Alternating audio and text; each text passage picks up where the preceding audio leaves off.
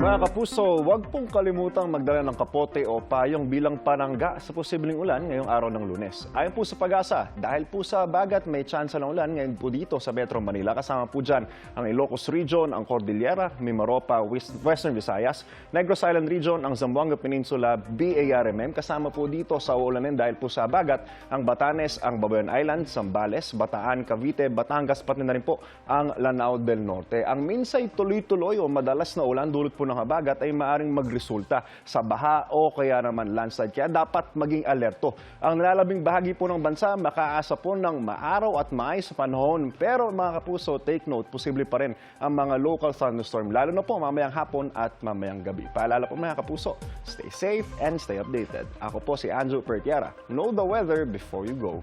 Para mag-safe lagi, mga kapuso.